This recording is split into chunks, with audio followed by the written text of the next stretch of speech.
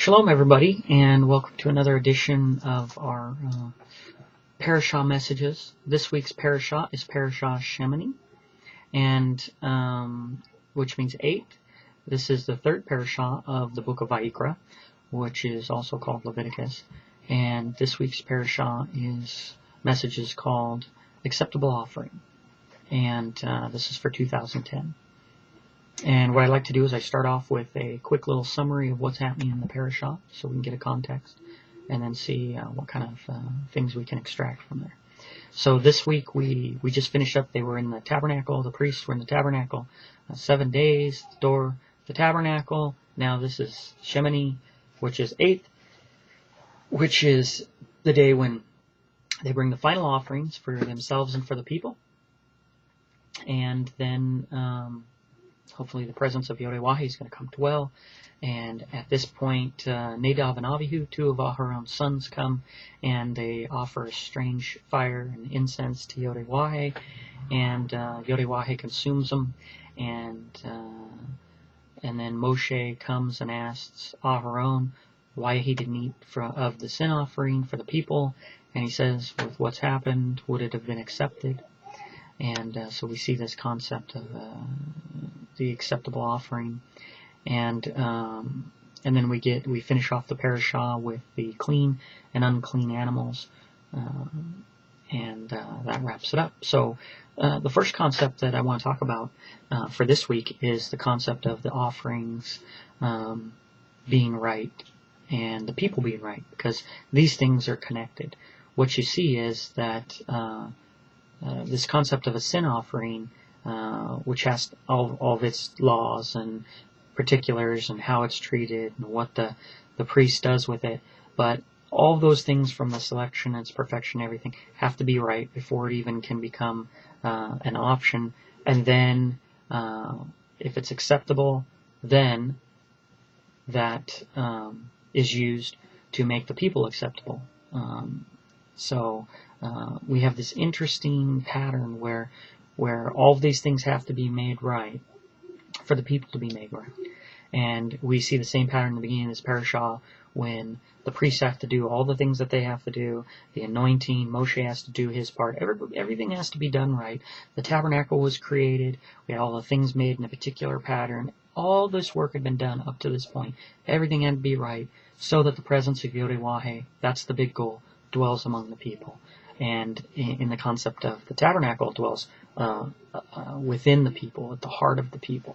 And this fits the pattern of the heart, the Torah being on our heart. It's this concept because the Torah represents YHWH. So in order for that to happen, all this cleaning has to be done. All these things and particular items have to be done first. And that's a pattern that a lot of people don't want to hear, because they have a lot of different doctrines and theologies about, Mashiach did it, this thing that was done one time that took care of everything, and what you do after that doesn't matter. And we're going to see in this parashah that pattern doesn't hold up very well. You can't have one component that's right and have other things that are wrong. And you could see that even in the story of Nadab and Abihu. Nadab and Abihu, once the presence of YHWH, all the things were done right. Everything was done, up to that point, YHWH comes and dwells. And then Nadab and Abihu, 2 of Aharon's 4 sons, come up and offer strange fire and incense. It was a offering that wasn't acceptable to YHWH. And what did he do? He consumed them. And so this also creates a pattern for us in the same concept that once we get through all this, once we do everything, and you get into the kingdom, you're still expected to be holy, keep the Torah, and do things right. And if you get in the presence of YHWH and start doing things wrong, you're going to be in trouble. As a matter of fact, we see this pattern also with the children of Israel who went out into the wilderness. They might have been doing things that back in Mitzrayim or Egypt, but once they get out there and they started doing things that were not okay and rebelling and doing different things, many of them were killed by YHWH for their sinfulness, because he was among them. And the fear, that's where the fear of YHWH comes from, that when you're around YHWH, you better watch your P's and Q's. You better watch your what you're doing. And what we see here is that there's consequences for not doing things right. We saw that last week with the peace offering, that if somebody was unclean, partook of the peace offering, they'd be cut off from their people. And that isn't a slap on the hand. That isn't, hey, it's okay because you're one of us. We just don't see that pattern in the scriptures. Once in, always in, once holy, always holy. It doesn't work. What we see is a concept that you always have to do things right. You always need to be on your guard. You always need to have the fear of YHWH and make sure that the words and the deeds that come out of your mouth and that you do are righteous and holy. Because as the Torah says, every word is going to come in a judgment. And it says in Revelations, he's going to open up the book of life and judge everyone according to their deeds. So we get into this concept there at the end of the Parashat then, of the clean and the unclean animals. And this is the same thing. It's this concept of inside and outside. So you have the inside, which is at the center, YHWH, and the priests on the outside, and the people have to be made clean, so that YHWH, His holiness, can dwell within. And we see that the body is the model of the temple, as we see in the New Testament. And so we get these laws of clean and unclean things that we're going to eat. Why? Because it says that you don't defile yourself with these things. The unclean things defile your body. Well, how is the spirit of YHWH able to dwell in a body, in a temple that's unclean? It doesn't. It needs to be cleansed first. So we get this concept that what you take into you, what's in your heart, and all these kind of things, you want them to be clean things. And that will make you clean, a suitable dwelling place for the spirit of YHWH. So, just like it says, what place does light have to do with darkness and good have to do with evil? If you're righteous, like Mashiach said, if you were Abraham's children, you'd have Abraham's works.